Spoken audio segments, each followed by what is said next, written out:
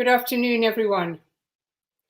Thanks for joining this event on media and state collusion. It's part of this year's Media Democracy Festival, organised by the Media Reform Coalition. The Media Reform Coalition is working to bring together civil society groups, researchers, and media practitioners, i.e. journalists, to develop policies and campaign for media reform. We all know how much we need media reform with a communications environment that we have, which continues to be dominated by a handful of large and powerful organizations. And it's characterized by insufficient plurality, diversity, and accountability. If you're not familiar with MRC, I suggest you sign up for the weekly briefing, which you'll find at in the bits and pieces towards the end. I'm Victoria Britton, and I am chair of Declassified. And for a long time, long ago, I worked at The Guardian. So I'm the chair of today's discussion. And we have a very fantastic panel of speakers. Each of them, they're going to speak for 8 to 10 minutes in the order that I'm introducing them. Then we'll all have a discussion together at the end. And if you'd like to ask a question, please add it to the comment stream on the platform you're watching, and we'll take as many as we can in the time that we have. So our speakers are, first, Trevor Burney, who's a journalist and a documentary producer, and famous for a film called No Stone Unturned, which was nominated for an Emmy in 2017. He'll tell you more about the film and many other things. And second will be Barry McCaffrey, also from Ireland. And he's been 20 years a journalist in the hard days of the Troubles, and very involved in issues to do with state collusion and the press. Then we have Lindsay, who's joining us from the Police Supplies Out of Lives group. And for obvious reasons, she's not showing her face. She has a great deal to tell us, not only about the public inquiry that's going on, but about what lies behind all of that. And last but not least is Mark Curtis, who's an author and also the editor of Declassified. And I'm sure you're familiar with some of his great books, such as Web of Deceit and Unpeople. And the most recent one is Britain's Collusion with Radical Islam. So with that, I'd like to ask you, Trevor, please, to begin. Thank you very much. Thank you, Victoria. And thanks to everyone for having both myself and Barry on this panel and taking part in this important debate. Really, my story in terms of No Stone Unturned started way back on the 5th of January 2012 when I got an email from a Belfast human rights lawyer called Niall Murphy.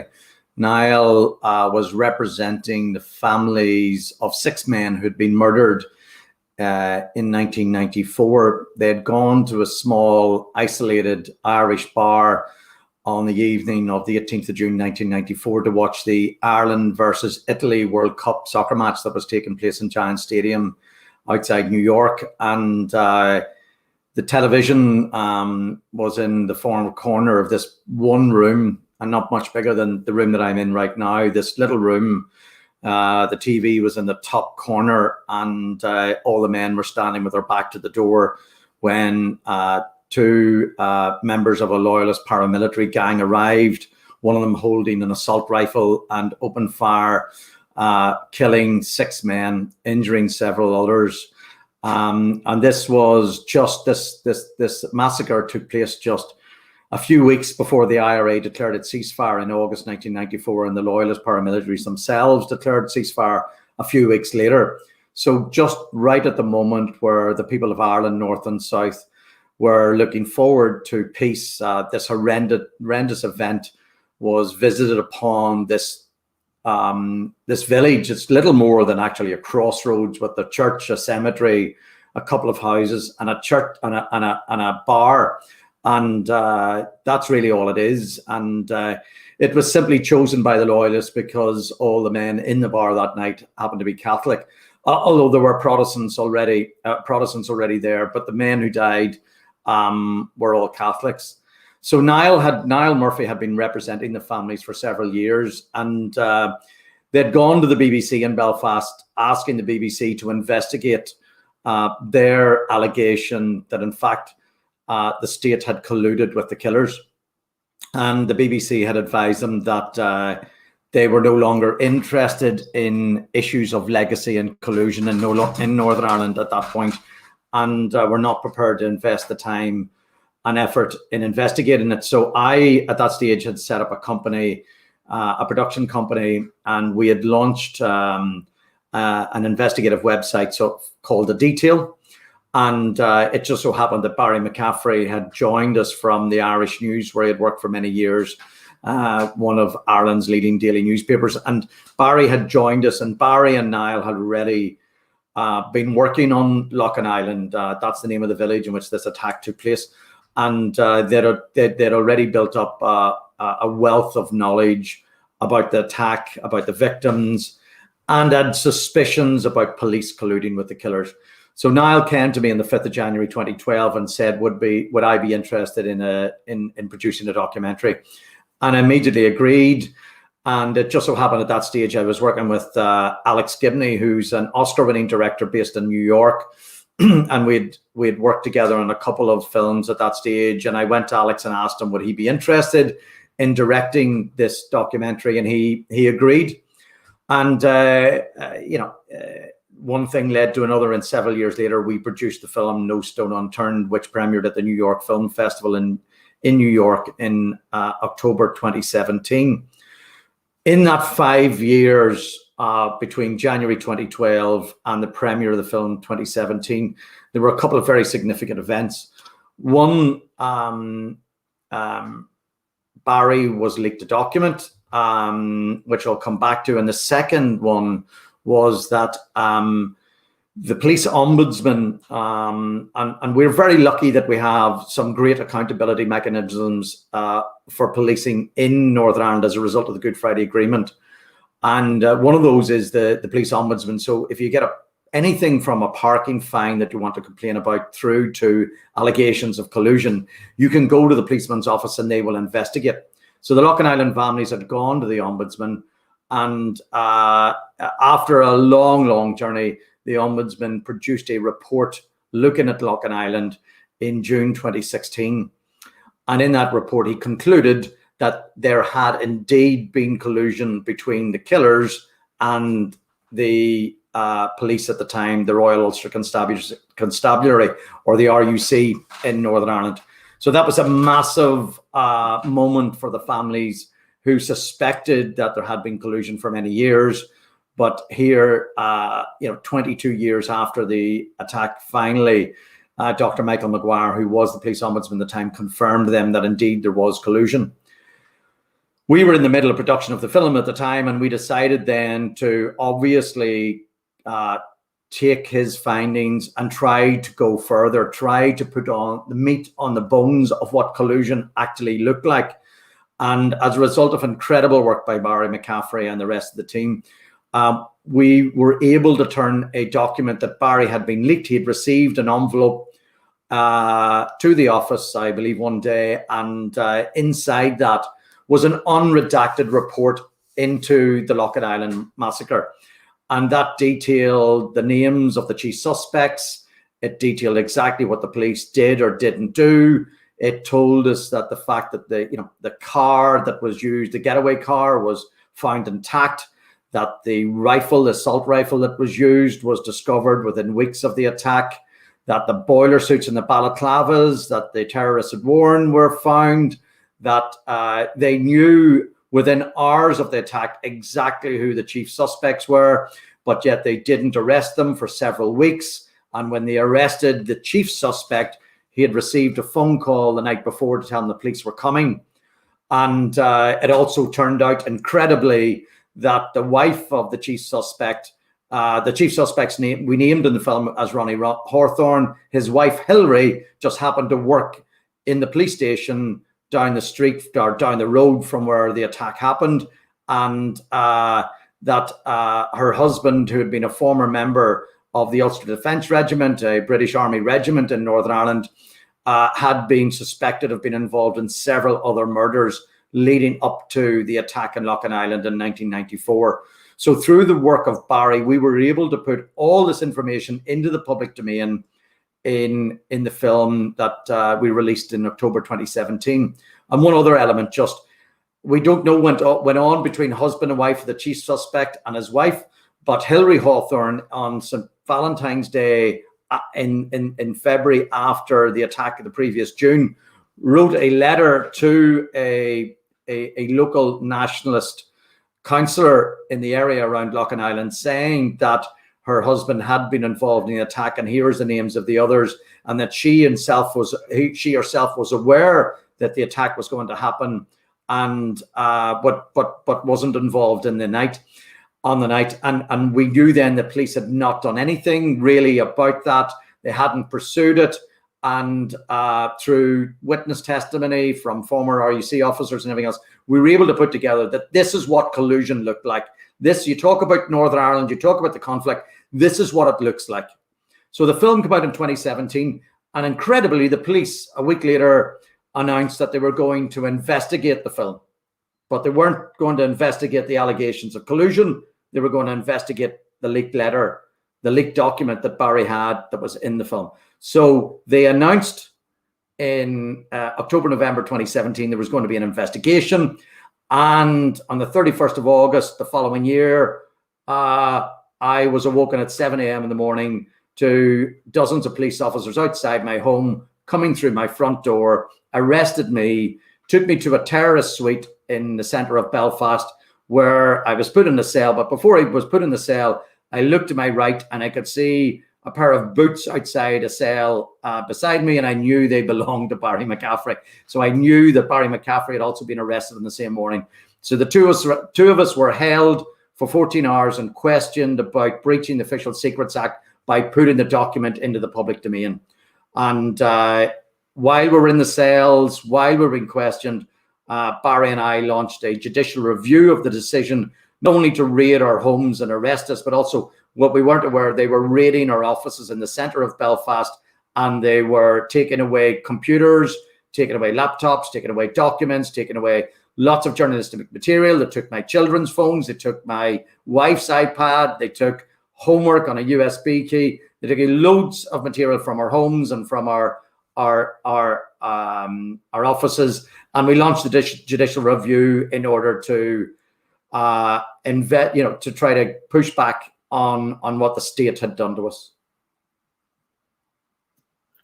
Well, it's an amazing tale, but at the back of it is an amazing movie. So I'd like to move on to the moment in the cell. Barry, could you take up a bit of the story and put it in the context? Yes. Thank you, Victoria. As Trevor says, it was August the 31st, 2018, 7 a.m. There's a knock on the door. I was getting ready to go to work. I was working in the BBC at the time. I looked down the stairs and could see the shadow of a burly policeman at the door. I knew immediately, or I suspected immediately what this was, what was about. I went to the door. The policeman produced the warrant, or the search warrant, and as Trevor says, then there was dozens of armed policemen, started searching the house. In my own case, I asked, could I get washed and get dressed? And I have no complaints about the police who did the search that day. As far as I'm concerned, they were doing their jobs.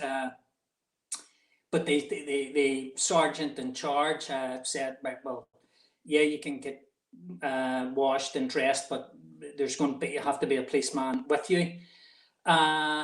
so that was okay. I was allowed to get washed and dressed. And then I'd said, right, I'm just going to work here. Here's the key to the door. If you could pop it through the letterbox when you're finished. And it was at that stage that the policeman in charge said, well, actually, you're not going to work today because we're going to arrest you and we'll take you away.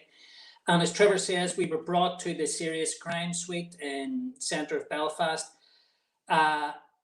And the bottom floor is where people minor misdemeanors, crimes, shoplifting, drunk in the street. On the second floor is what they call the Osama bin Laden suite. It's for people who've been accused of murder or serious crime, terrorism, whatever. And that's where we went, or that's where we were brought. We were stripped, had our DNA taken, fingerprints, everything that you see in the movies.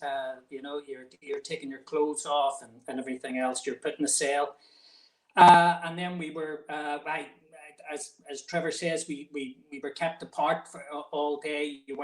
Initially, I wasn't allowed to speak or make contact with my solicitor.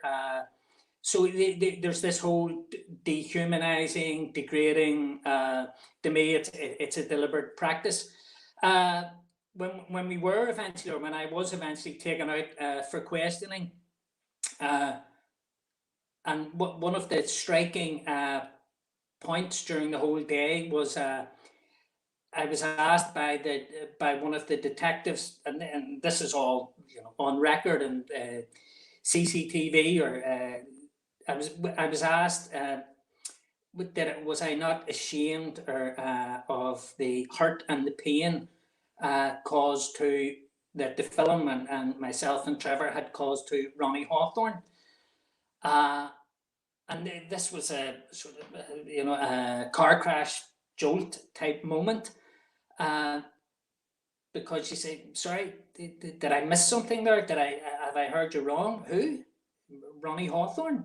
Am I not ashamed of the hurt and the pain? Sorry, Ronnie Hawthorne is the killer. Ronnie Hawthorne is the man who you, police say, killed 6 people. And you're asking me, am I ashamed of the hurt and the pain that I've caused him? And it was at that stage that I realised that they were using, the police had gone to the person who they say killed 6 people to use as a witness against Trevor Burney and myself. So in a mass murder, police are using the person who they say is the killer to try and prosecute the journalists, because what we then realised was that the police had to prove there was that we, the film, had caused reputational damage to someone, and the only person who they legally could see that the reputational damage that had been caused was to the killer. And police thought, well, let's go to the killer and use him as the witness against the journalists. And to me, that was a pretty shocking moment.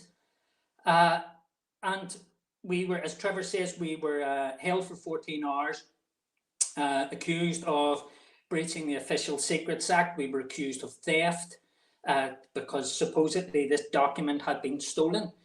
And then we were released on police bail. Part of the police bail was that we weren't allowed, if we tried to leave the jurisdiction, the Northern Ireland state at any time, we had to give police 72 hours notice. In effect, we were asking permission.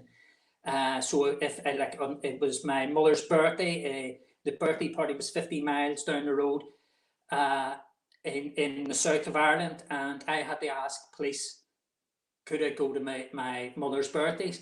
If we tried to go to America or anywhere outside the Northern Ireland state, we had to ask for this permission. As Trevor said, we launched, within hours of our arrest, we launched a legal challenge against the arrest and the search warrants.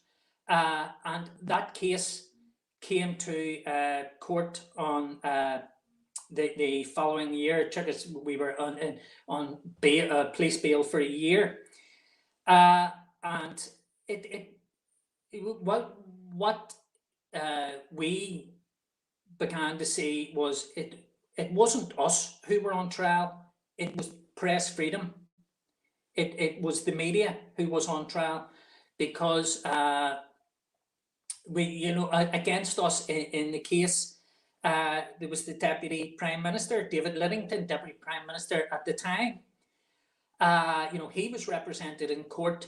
The police barristers, the police legal team during the court case raised a point that they wanted to that the trial or the case against us would be held under this procedure called the closed materials procedure, which was a legal process that was established for Al-Qaeda and Islamic fundamentalist cases. And what police wanted was the CMP process is a process where Trevor and myself wouldn't have been allowed into the hearings. Our legal team wouldn't have been allowed into the hearings. The court would have appointed a barrister to represent us, but that barrister wouldn't have been allowed to speak to either myself or Trevor, and we wouldn't have been allowed to ask them questions. So this whole case would have been held in secret. And it showed us the level of intimidation and oppression, and the levels that the police were prepared and the government were prepared to go to protect their involvement in collusion. And eventually our case concluded after 3 days. And thankfully, the Lord Chief Justice of Northern Ireland, Sir Declan Morgan, found in our favour. But not only did he find in our favour, he set down in stone. We had at all times followed the code, the ethics of the National Union of Journalists, our union. And the Sir Declan said that at all times what we had done was correct, and that journalists have a right to protect sources and to follow the truth. And one of his most scathing remarks was that we had gone to police before the film was premiered, and we had told police what we were going to do, that we were going to name their suspects, and if police had concerns, we were giving them time to work out any potential dangers. And when police went to court to obtain these documents or these search warrants against us, they hadn't told the judge the judge what we had done, that we had gone to police, that we had done the right thing. And the judge, Sir Declan Morgan, his conclusion was the court had been misled, and that journalism, Trevor and myself as journalists, had did everything that we had done. We had at all times followed the right lead. It was the police who had broken the law. Hopefully that makes sense. That's great. Thank you so much. I'm sure there'll be so many questions. But in the meantime, let's go to you, Lindsay. Hi.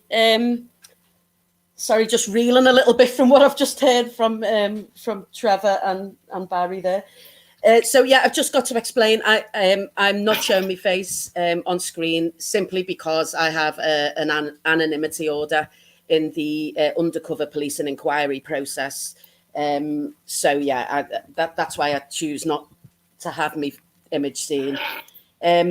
So yeah, I'm from an organisation called Police Spies Out of Lives, an organisation set up and run by women who have discovered that they were in long-term intimate relationships with undercover police officers from two units, the Special Demonstration Squad, which was set up in 1968, and the National Public Order Intelligence Unit, which was set up in 1999. Neither of these units exist any longer. But their activities have been subsumed into Counter-Terrorism Command at the Metropolitan Police. These units were set up specifically after the large demonstrations against the Vietnam War in 1968, specifically to spy on movements for social change, basically. And the undercover police and inquiry has admitted a startling figure of over 1,000 groups who have been spied on or infiltrated by these officers from these units. So I don't know how much people in the audience know about these units, so that there are several fairly shocking abuses committed by these officers. So they spied wholesale on the trade union movement. There are 3 unions which have applied and been accepted as core participants to the undercover police and inquiry, but many more unions we have evidence of spying within. The officers took the names of children who had died often in infancy as their cover identities, a tactic taken from the book The Day of the Jackal, and something that MI5 does with regularity. So these officers did, and so the families of who had lost these children, quite heartbreakingly, have been brought into the undercover police and inquiry and have had to rake up a painful past. They spied on at least 26 family justice campaigns that we know of so far. People who had lost family members, often to police violence, but also where the police had messed up investigations. So instead of actually turning the resources to finding murderers and weeding out the officers within these units who were committing crimes, they turned their resources and turned their attentions to the family justice campaigns, who were set to embarrass the police. So, that links obviously heavily to what Trevor and Barry have just said, where, police resources are completely diverted to, silencing any critics, basically. And these officers were involved in the illegal blacklisting of trade unionists, safety reps, etc. It has been established now a link between the information these officers provided and the information that the blacklisting companies held. There have been over 50 miscarriages of justice because of the involvement of these officers. They broke lawyer-client privilege. They gave their cover identities in court. They've spied on, we know of 10 elected members of parliament so far, authorisations for which have to come from government. And I hasten to add, I'm sure you're aware of this, pretty much all of these groups that we know of so far are on the left of the political spectrum. They're progressive movements for social change. There are 3 right-wing groups, fascist groups, but the rest that we know of are on the left of the political spectrum. So it says quite a lot about the agenda of these units. So yeah, I'm from Police Spies Out of Lives, as I say, which was another horrendous thing that these officers did, was form long-term intimate sexual relationships with majority women.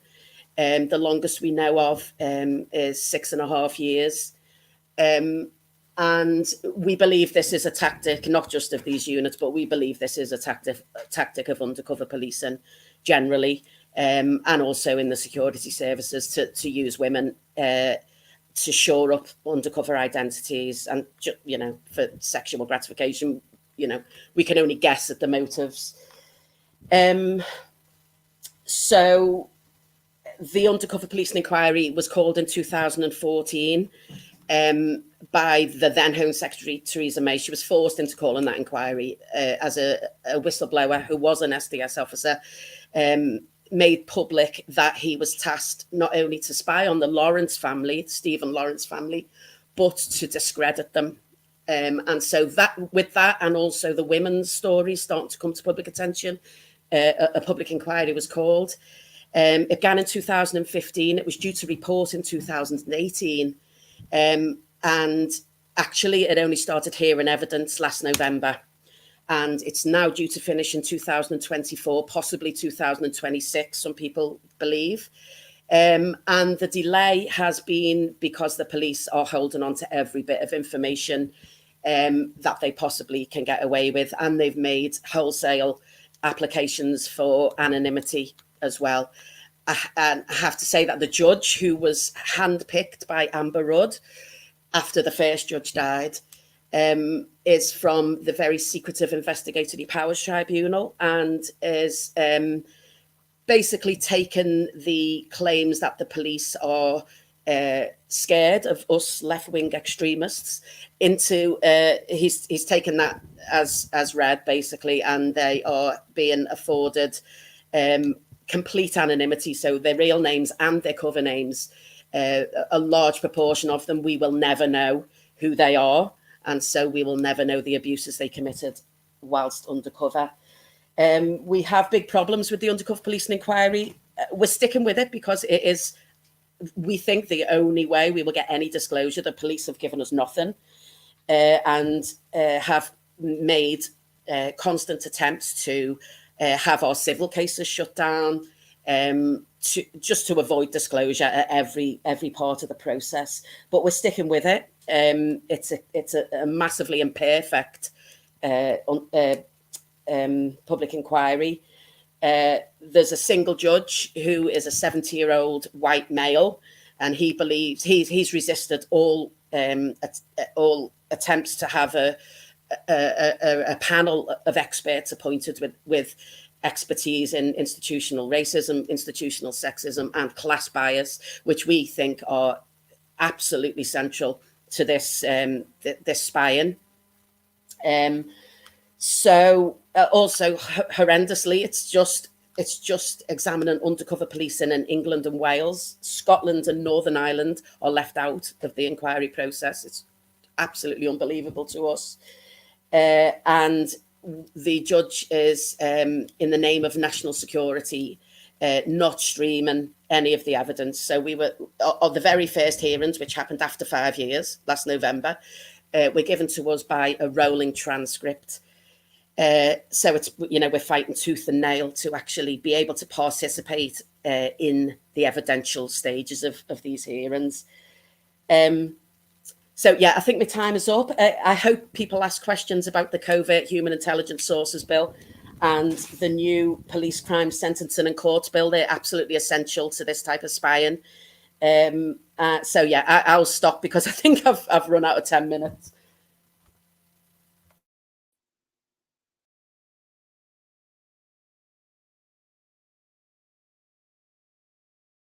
Sorry, unmuted. Thank you very much, Lindsay. A lot of questions to ask.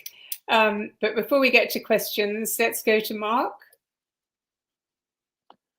Thanks a lot, Victoria, and thanks to the Media Reform Coalition for holding this series of events. What I want to talk about is the media coverage of Britain's role in the world, Britain's foreign policy. And I'm going to base most of what I'm saying on the 3 studies that we've done at Declassified UK over the last few months that are all available on the Declassified website, which are kind of statistical research on how the media covers British foreign policy. And all my points are mainly about military policies, foreign policies generally, security and intelligence, issues. I think, first of all, it's important to sort of set the context and to clarify that the corporate media are not principally news organizations. I mean, they are primarily profit-seeking corporations with political agendas. And so we shouldn't actually expect the corporate media to tell us the news. And sure enough, they don't. The two key things really about the way that the establishment media operate is what they don't report, and then how they sanitize what they do report. The key issue, what I think the biggest issue, is what they don't tell us. So there's almost nothing in the establishment media on some of the UK's key relationships, for example, with human rights abusers like Egypt or Israel or Oman. And there's literally almost nothing anywhere across the entire mainstream media. The media cannot mention that the war in Yemen is partly a British war, despite all of the evidence of the RAF's BAE Systems role in the war. It can't mention that British ministers are complicit in war crimes in Yemen.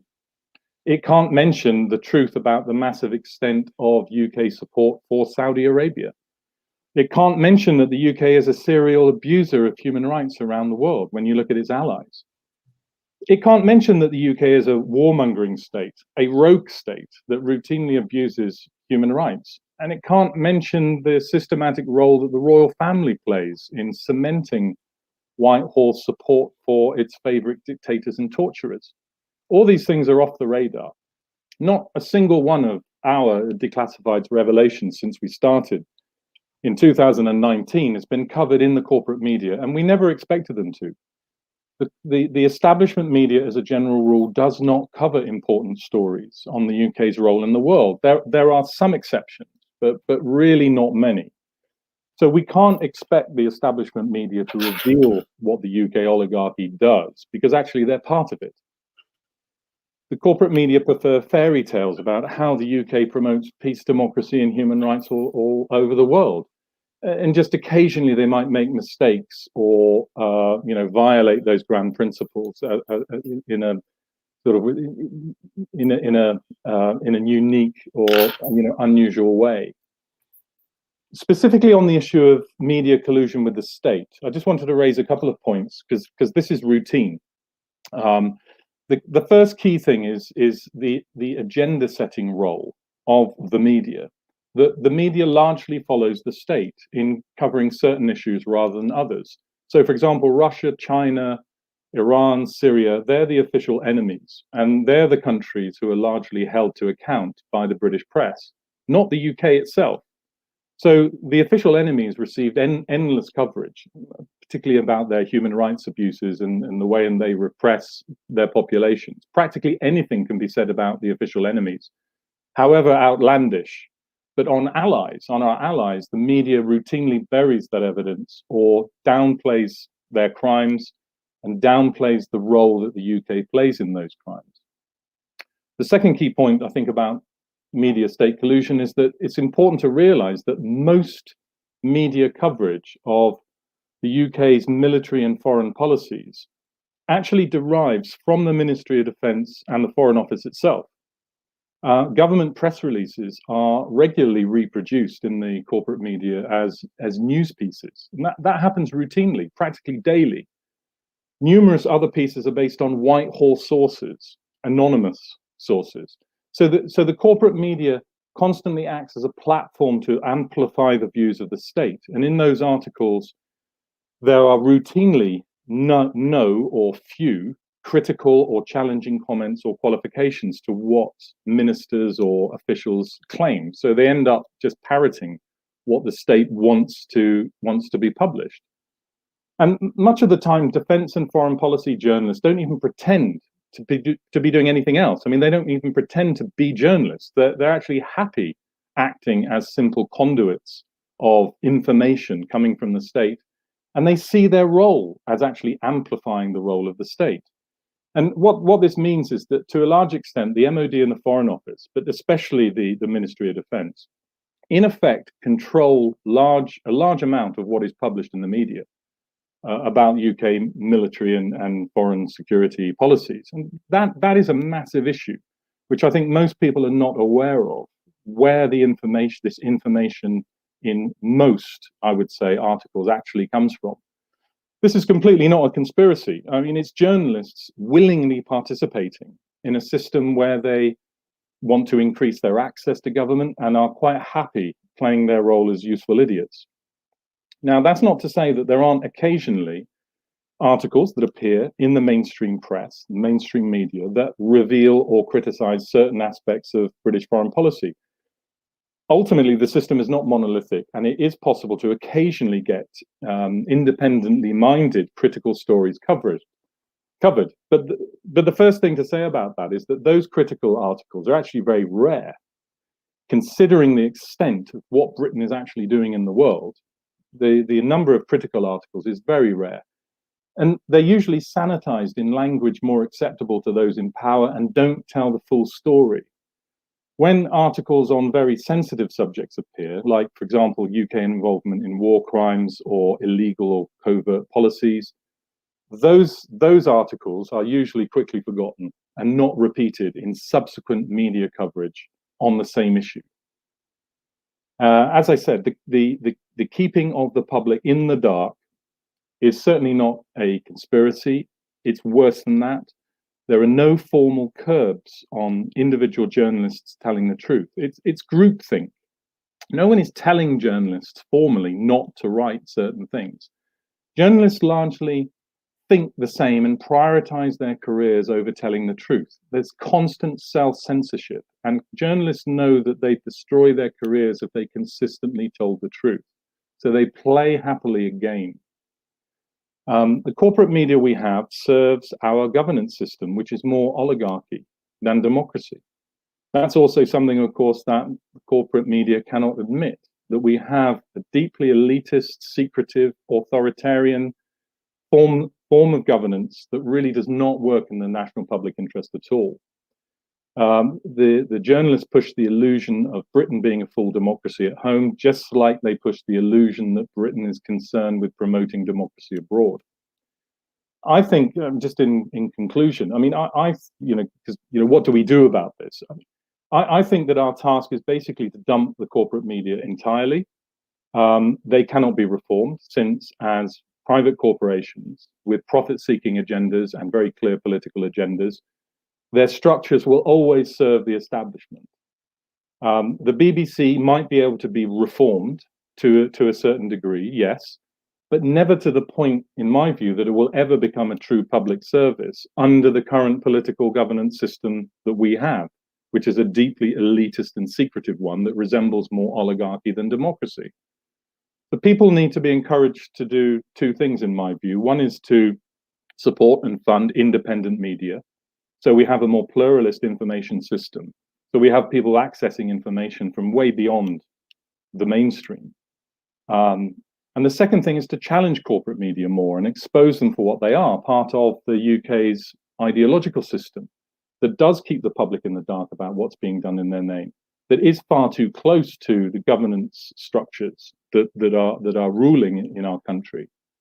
And I'd like to appeal to individual progressive writers. I'd like to appeal to independent media to do more to challenge the way that the establishment media operates, and to raise awareness among larger numbers of people in the country of the pernicious role that the traditional media actually plays in keeping the public in the dark and even brainwashing people to a very large extent.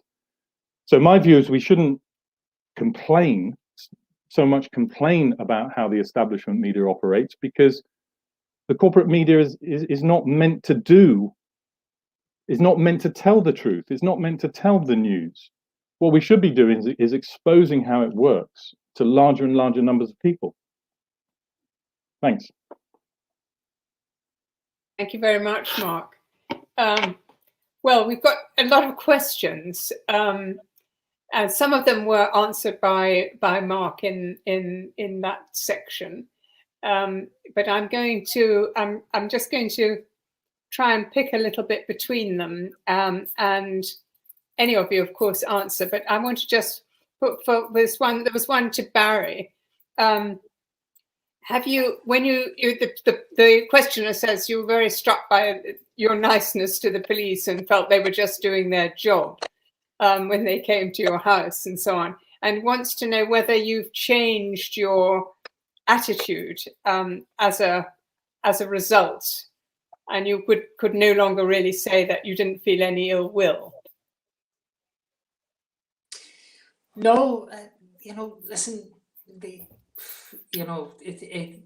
guys are following orders, Now, whether I agree with them or disagree with them, one of the strange things, the detective who arrested me, when they're taking me out of the house, I'd said to him, can I bring a book?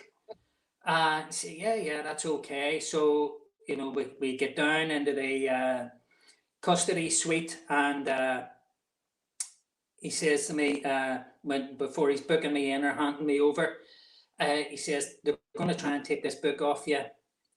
I'll argue with the custody sergeant, you should keep it.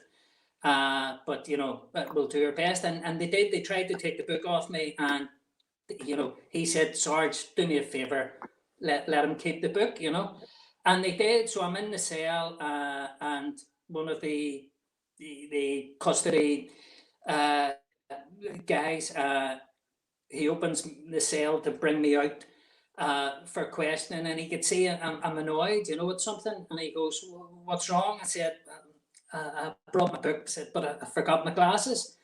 And he said, well, I have a spare pair up in the office. Sure, I'll lend you my glasses. And that was an act of kindness.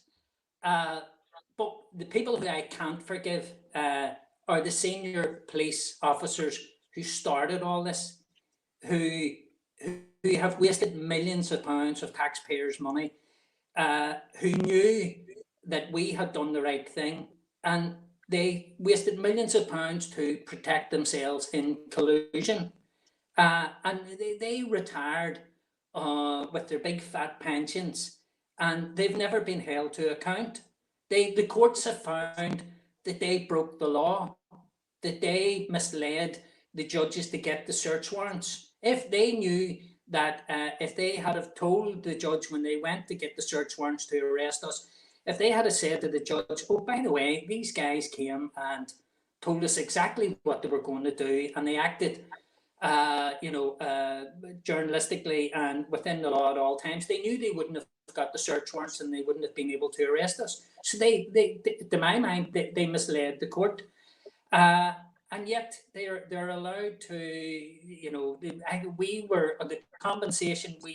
The police were forced to pay £1 million, nearly £1 million in compensation to Trevor's company and to Trevor and myself.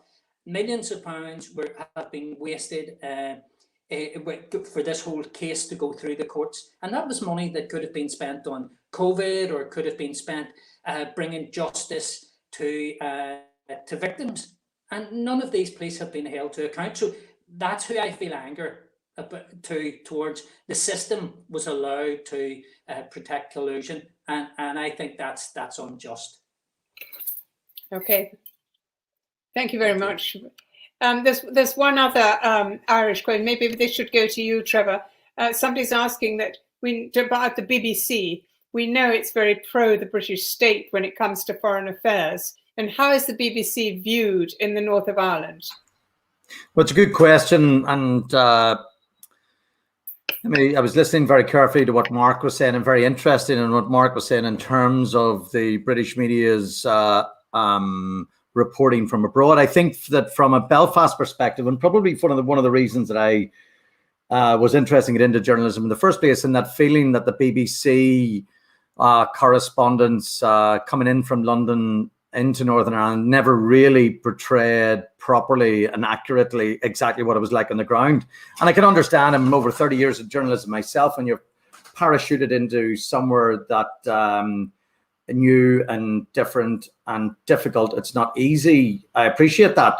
However, I have to say that I think that very little has changed. And I think everything that Mark has said about the Yemen and about concerns with the media's reporting from overseas can be equally applied to Northern Ireland over the last 30 or 40 years. You know, the reason that no stone unturned was made was that the BBC turned it down in the first place and said, we will not be investigating allegations of collusion.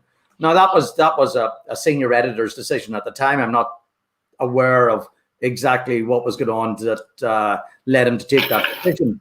But I would say that even if you look at today, we've had a lot of reporting out of Belfast in the last couple of months around Brexit. And what we're seeing is reporter after reporter coming in and talking up the risk from loyalist paramilitaries in Northern Ireland.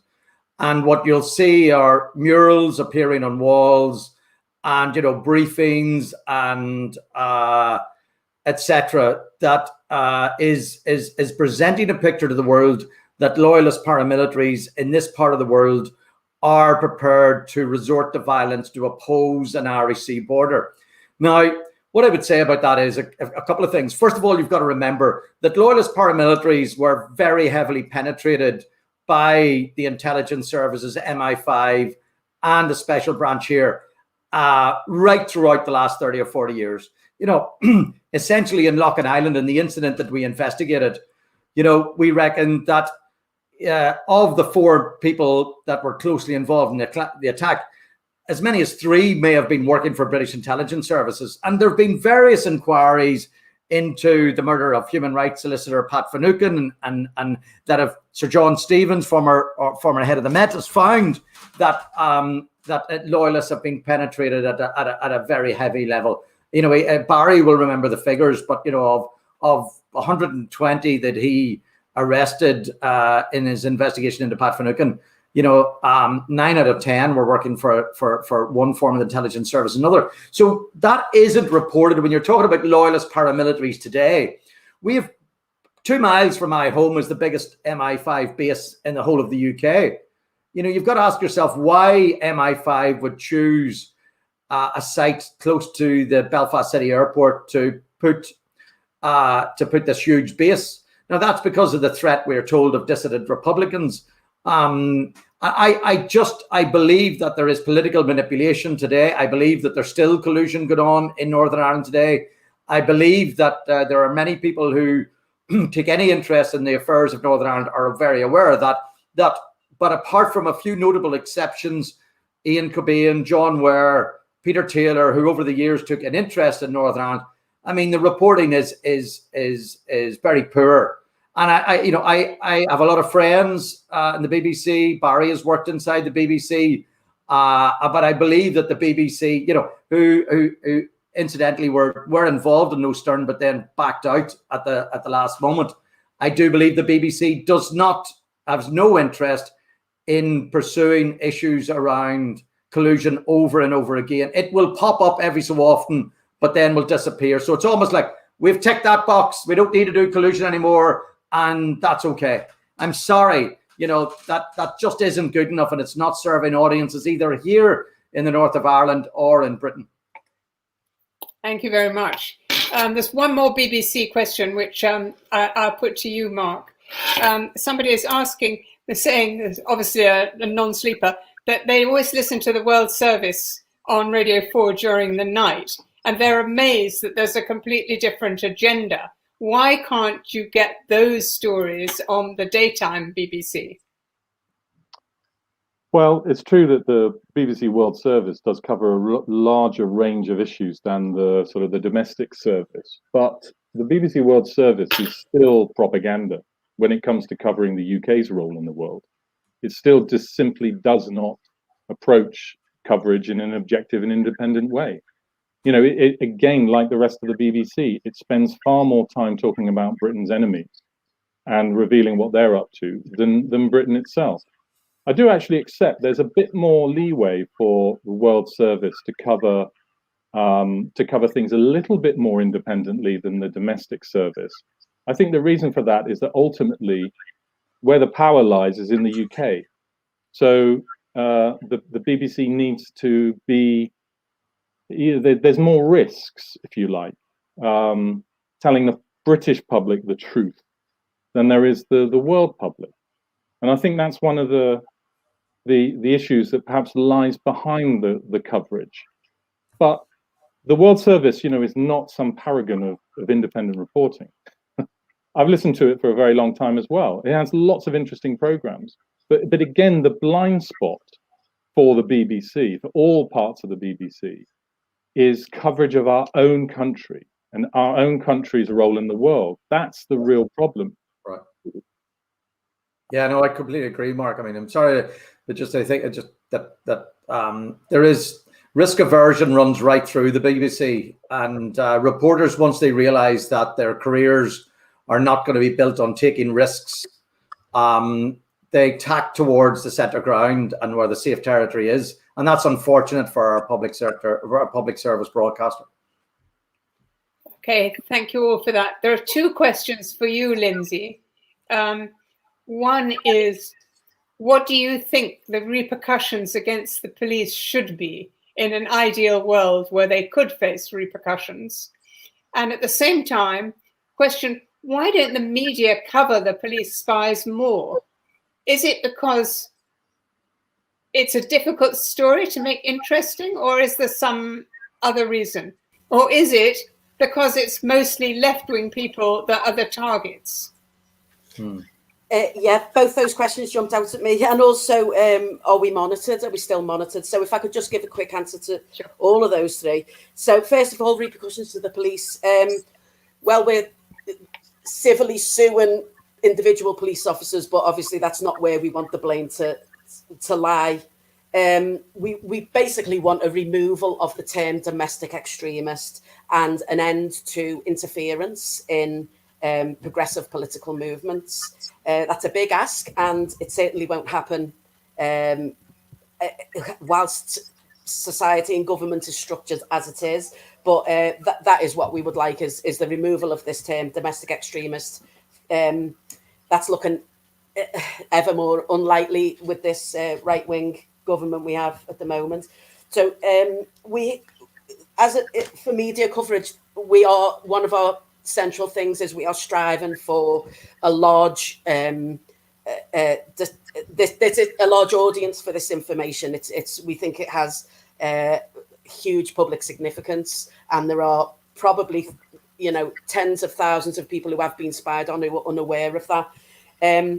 We've had friendly journalists with us from the very beginning, like Rob Evans at The Guardian as an example, and he's at The Guardian have consistently given us articles and opinion pieces and stuff like that. But Rob has been there kind of all the way through, and but even so, The Guardian appear to be worried about litigation, and so we'll only go so far in the reportage. Our stories are certainly interesting. People find our stories interesting. In fact, there's a certain salacious element to our stories, which is why our stories are reported more often than the likes of the blacklisted people or family justice campaigns. And I think fairly quickly, the women from Peace All became wise to that sort of journalism. But we have to play the game to a certain extent because we want our stories out there. But it can be quite exhausting and demoralising, having your story sensationalised in quite an unsympathetic way just to sell newspapers, But yeah, there are some journalists who have been on board, but it certainly is not wide enough reported, considering it affects so many people. And, the likes of the trade union movement, millions of people are directly affected by this issue. Are we monitored was another quick question. We believe, some of us are still being monitored. Many of us are still being monitored. The capabilities are certainly there for digital surveillance. And too many coincidences have happened to too many of us to believe we're not actually monitored at certain times. But we can't be paranoid, because otherwise they win and our movements are scuppered, and paranoia stops action and activism, and we won't let that happen. I think we just need to be a little bit wiser, a little bit cannier in how we communicate, and you know, I don't think it should stop us, but I think we just have to be a little bit more clued up about how digital monitoring is possibly happening to us, you know. Okay, thank you very much, Lindsay. I'm going to give you a question to all of you in reference to the anti-protest laws and others that were passed yesterday. One of our watchers is asking, is it fair to say that we're living in the beginning of a fascist state? I don't know who would like to answer that first. Trevor, as you seem to be unmuted. Well, I don't know enough about the detail of the law that was passed yesterday, but you know, I do, going back to something that Lindsay talked about, I do have serious concerns about the fact that the British government has given, sorry, that's my daughter, that the British government has now given MI5 the right to basically a license to kill. And I think that is going to have significant retrospective concerns about the British government's role in the north of Ireland. And as future generations begin to try to unpick exactly who was behind the death of their loved ones, there are hundreds of families out there who are waiting for truth. And I think that really what the British government is saying to us here in the north of Ireland is that the state can kill you if it believes that you're a risk to it. And I think that's really something that we've all got to be very concerned about. You know, is it a fascist state? I think that what we have witnessed through our own story in No Stone Unturned and what happened to us, I mean, I think that we are not convinced about the quality of democracy and the quality of accountability in Northern Ireland. Absolutely. And we can speak from our own experiences. But I think that there is a concern about the lack of plurality in the media, the lack of holding government to account, the lack of knowledge that's coming into the public domain, the lack of real reporting that's coming into public domain to hold this account and governments around the world to account. And I think that's my greatest concern. And in that democratic deficit, absolutely governments could decide to do things that really are of a fascist nature. There's no doubt about that. You're on mute now, Victoria.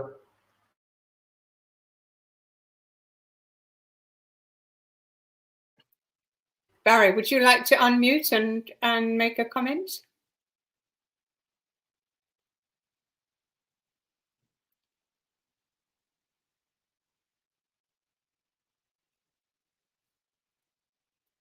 Or you, Mark?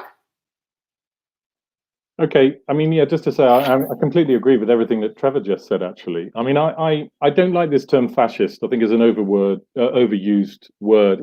Britain is not going to become a fascist state. You know, I don't think we're in that realm. But the realm we're already in is one where there is a large degree of authoritarianism and certainly extreme secrecy. And there is a very worrying sign of an increasing clampdown on journalism.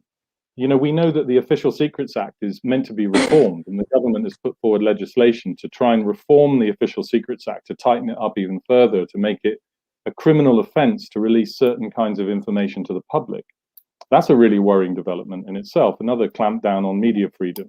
I mean, you know, we also always have to remember that sitting in a high security maximum high security prison in East London is Julian Assange, who's been vilified and prosecuted by not only the US authorities, but by the British authorities for the crime of revealing the crimes of states. That is an extremely worrying precedent that we at Declassified have done a lot of work on, as have others. And that's an exceptionally worrying thing for all of us. And I mean, our own experience of being blacklisted at Declassified, blacklisted by the Ministry of Defence and blacklisted by GCHQ with their failure to release key information to us and to try and stop collaborating with us because we're doing critical journalism rather than the compliant journalism that most media outlets do. That's also a worrying sign. You know, and all this is taking place while the government is engaged in this global campaign for media freedom. I mean, it's nonsense. Actually, it's propaganda. At the same time as clamping down on journalism in the UK, the government is playing up its support for media freedom. I think students of propaganda will well understand why the government is doing that. Thank you. Barry or Lindsay, would you like to add something?